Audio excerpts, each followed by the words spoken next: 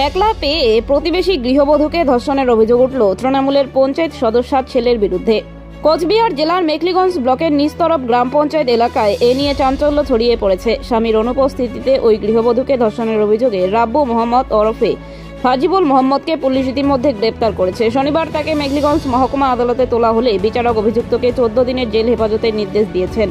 লিখিত অভিযোগের ভিত্তিতে শুক্রবার রাতেই অভিযুক্তকে গ্রেপ্তার করে মেখলিগঞ্জ থানার পুলিশ। অভিযুক্ত নিস্তরফ গ্রাম পঞ্চায়েতের তৃণমূল কংগ্রেস সদস্যা ফতেমা বিবির ছেলে।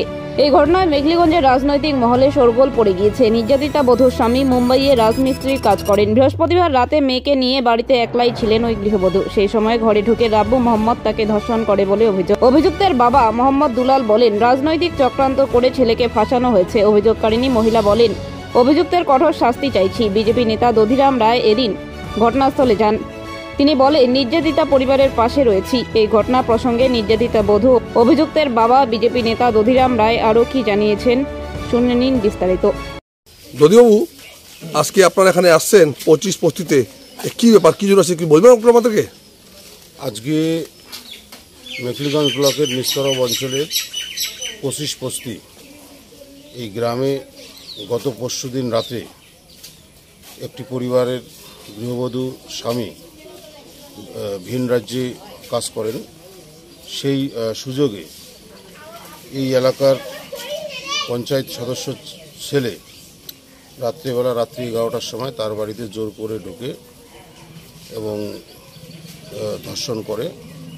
সেই বিষয়ে নির্যাতিতার পরিবার অলরেডি মামলাও করেছেন। মামলা মেখলিগঞ্জ থানায় মামলা হয়েছে এবং আসামি গ্রেপ্তারও হয়েছে। কিন্তু এই পরিবারের উপর এই এলাকার যারা প্রভাবশালী যারা লোক আছে তারা এদেরকে ধমকি দিচ্ছে, বাড়িঘর ভেঙে দিবে, আগুন লাগিয়ে দিবে। এই বিষয়ে আমরা পরিবারের পাশে দাঁড়াইছি। আমরা আইনিভাবে এবং যাবতীয় বিষয়ে যেখানে আমাদের প্রয়োজন আছে আমরা সব স্তরেই আমরা সহযোগিতা ওনাদের সঙ্গে আমরা আছি। যে মেয়েটার বাড়িতে যে ছেলেরা ঢুকছিল দুলাল পঞ্চায়েতে, তাকে কি মেখলিগঞ্জ থানা পুলিশ গ্রেপ্তার করছে? হ্যাঁ, গ্রেপ্তার হয়েছে, গতকালকেই গ্রেপ্তার হয়েছে। এবং গ্রেপ্তার হয়েছে এটা তো ঠিকই, এবং তার সঙ্গে পাশাপাশি এই পরিবারের 5 জনের নামে তারা মিথ্যা মামলাও করেছে। হ্যাঁ, মিথ্যা মামলা করে এদেরকে ভয় দেখানো হচ্ছে যে হয় মীমাংসা হোক, না হলে এদেরকে ফাঁসানোর একটা পরিকল্পনা এরা করছে।